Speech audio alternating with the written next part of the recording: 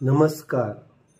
साने गुरुजी कथामालेमध्ये सर्व बालगोपाळ यांचे हार्दिक स्वागत. मुलांनो, आज आपण बंडूची कथा पण ऐकूया. बंडू असा एक विद्यार्थी होता, शाळा सोडून सर्व गोष्टीचा आनंद भोगत होता. आता उदाहरण पाहूया आपण. बंडू ज्या प्राथमिक शाळेत जात होता, नियमानं जायचा. तो नियमाशाळेत जायचा, पण अभ्यास सोडून बाकीचे उद्योग तो करत असे. म्हणजे काय, ती घंटा कशी वाजवायची, शाळेमध्ये गुरुजी कशी बोलतात, पक्ष्यांचा आवाज, प्राण्याचा आवाज आणि विविध कला त्याच्या अंगामध्ये होत्या. आणि प्राथमिक शाळेत असतानाच त्याला चित्रकलेची आवड लागली. तो शाळेमध्ये पाठीवर विविध प्रकारची रेखाटन करत असे. प्राण्यांची असतील, पक्ष्यांची असतील, अमूर्त आकार असतील, किंवा पाठीवरती पाणी टाकायचं आणि त्या पाणी टाकल्यानंतर त्या पाण्यापासून विविध आकार निर्मिती करायचे. आणि याचं चित्राचं वेळ हे पहिलीपासून हे सुरूच होतं. पण त्यांच्या घरातील सर्वांना ते आवडत नसत.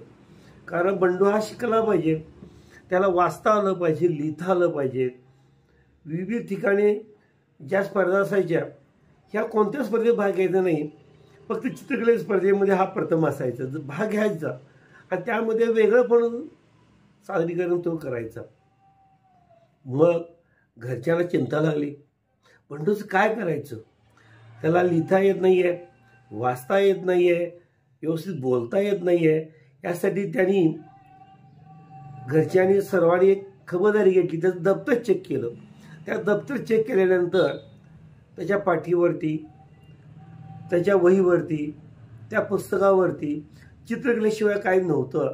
मग सर्वांनी त्या ताकीद केली, तू चित्र काढायचीच नाही, फक्त अभ्यास करायचा, लेखन वाचन करायचं, आणि जर चित्र काढलास की तुला मार मिळेल. ह्या शिक्षेमुळे बंडू आतून नाराज झाला. तो शाळेत जायचा, चित्र काढायचं, रंगसाहित्य मिळेल ना, चित्र कशी काढायची. मग त्याने एक आयडिया शोधून काढली. तो काय करायचा, मुलं खेळायला लागली की दगड धोंडे गोळा करायचा, त्या दगडापासून अमूर्त आकार तयार करायचा. ती माती असायची, त्या काठी साईडने रेखाचित्र काढायचा. अशा तऱ्हेने तो रेखाटन आणि चित्रकलेचा अभ्यास तो करू लागला. पण हे सर्व त्याच्या शिक्षकाला दाखवता त्याला येत नसत. कारण ड्रॉइंगची वही नाही आहे, रंग नाही आहेत, खडू नाही आहेत, अशी समस्या ज्या मनात होती. त्यानं एक आयडिया शोधून काढली. त्यानं एक आयडिया म्हणजे काय, जे मित्र होते त्या मित्रांना सांगितलं, मुलांनो तुम्हाला मी चित्र काढून देतो, तुम्ही काय करा, प्रत्येकाने मला एक रंगाचा खडू द्या, कुणीतरी मला कागद द्या, कुणीतरी मला पेन्सिल द्या. आणि अशा पद्धतीनं तो काय करू लागला, सर्वांची कागद रंग साहित्य गोळा करू लागला. आणि कलेची आवड त्याच्या मनामध्ये असल्यामुळं तो त्याचा छंद जोखण्यासाठी त्यानं युक्त्या शोधून काढल्या. पण त्यानंतर काय झालं, घरच्यांना कळालं. त्याने दप्तर चेक केलं, शोधलं, तर त्याला दिसलं काय त्यांना, तर त्या दप्तरामध्ये रंग आहेत, साहित्य आहे, हे सर्व त्याला दिसलं. मग दिसल्यानंतर घरच्यांनी काय केलं, संपूर्ण जप्त केलं आणि बंडूला चोप दिला. बंडू म्हणाला आता काय करायचं, रंग साहित्य नाहीत, काही नाहीत, मग काय करायचं. मग त्याने एक आयडिया शोधून काढली परत एक. मग त्यानं काय केलं, एक गावामध्ये एक मंदिर होतं आणि त्या मंदिरामध्ये तो दररोज जायचा आणि त्यातला पुजारी असायचा, त्याची याची दोस्ती जमली. पण त्यानं काय केलं, त्या पुजाऱ्याला सांगितलं, पुजारी मी देवळामध्ये चित्र काढणार आहे, तुम्हाला परवानगी आहे का नाही. मग काय काढत जा म्हटले, फक्त देवाची काढायची, बाकी कुठली चित्र काढायची नाहीत. मग त्यानं आयडिया शोधून काढली, तिचे मित्र गोळा केले. त्या मित्रांनी त्यावेळेला 1 पैसा, 2 पैसा, 3 पैसा गोळा केले. मित्रांनी त्याला खडून दिले, रंगसाहित्य आणून दिलं आणि त्यांनी काय केलं, अशा पद्धतीनं मंदिरामध्ये चित्र काढायचं हा संकल्प चालू केला. आणि संकल्प चालू केल्याबरोबर त्या देवळाचे असणारा पुजारी तो सुद्धा या संकल्पनेला पाठिंबा दिला. ठरलं आणि ठरल्याप्रमाणे त्या मंदिरामध्ये असणारा एक फळा होता आणि त्या फळ्यावरती रेखाचित्र काढून आला, बंडू काढून आला. रेखाचित्र बघून प्रत्येक येणारे जे भाविक भक्तजन आहेत ते बघायचे आणि त्याच्या चित्राला नाव जायचे, छान चित्र काढतो असं म्हणू लागले. आणि अशा तऱ्हेनं छंद सुरू झाला. पण त्यामध्ये त्याच्या बंडूच्या मित्राला एक संकल्पना सांगितली, तुझी चित्र सर्वांना आवडू लागलेली आहेत, मग तू असं कर,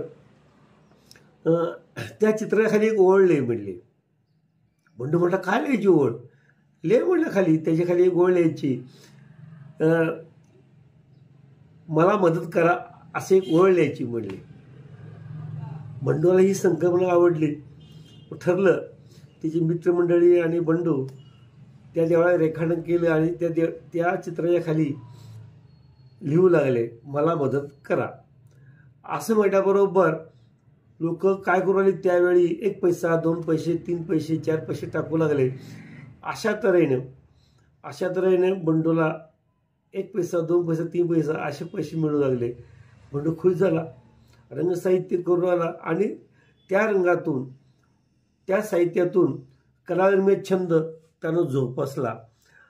शाळेमध्ये त्यावेळेला एक स्पर्धा आली होती, बालचित्र स्पर्धा आली होती आणि त्या स्पर्धेमध्ये त्या शाळेच्या शिक्षकांनी सांगितलं सहभागी कोण कोण होत आहे. त्यावेळेला प्रथम हात वर बंडूचा आला. म्हटलं मी भाग घेणार. अरे तुझ्या रंग नाहीत, साहित्य नाहीत? नाही माझ्याकडे आहेत, आता माझ्याकडे रंग आहेत, साहित्य आहे, मी भाग घेणार. म्हणल्यानंतर बंडूनं त्या स्पर्धेमध्ये तालुकास्तरीय स्पर्धेमध्ये सहभाग नोंदवला आणि बंडू नेहमीप्रमाणे नाही का शाळेत जाऊ लागला, कारण त्यानं पहिल्यांदाच बालचित्र स्पर्धेमध्ये सहभाग नोंदवला होता. आणि कालांतराने परत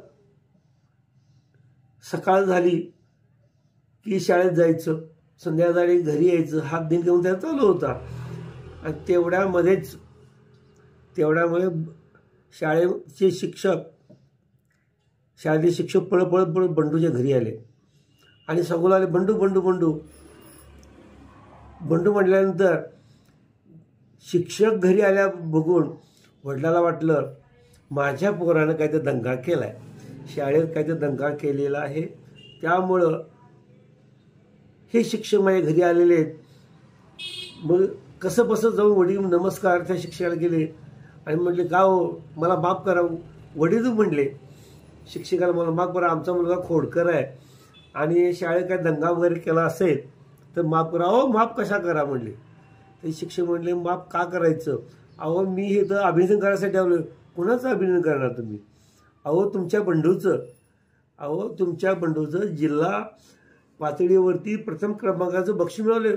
काय सांगताय? होय बक्षीस मिळालेलं आहे आणि त्याचं नाव पेपरला आलेलं आहे. हे सर्व बघून वडिलाला वाटलं अरे च्या, आपण आपल्या मुलाला त्याच्या कलेला प्रेरणा दिली नाही आहे, आपण त्याला रंगसाहित्य दिलं नाही आहे, तरी पण त्याचा नंबर काढला. हे बघून वडिलांचे डोळे पाणवतात आणि बंडू अजून घरी आला नव्हता. तेवढ्यामध्येच त्याचे वडील शोधू लागतात. गुरुजी धन्यवाद म्हणून गुरुजी निघून जातात आणि गुरुजी गेल्याबरोबर त्यांच्या वडिलाला असं वाटतं आपण आपल्या मुलाला शोधायला पाहिजे, आपला मुलगा कुठे गेला त्याला शोधायला पाहिजे.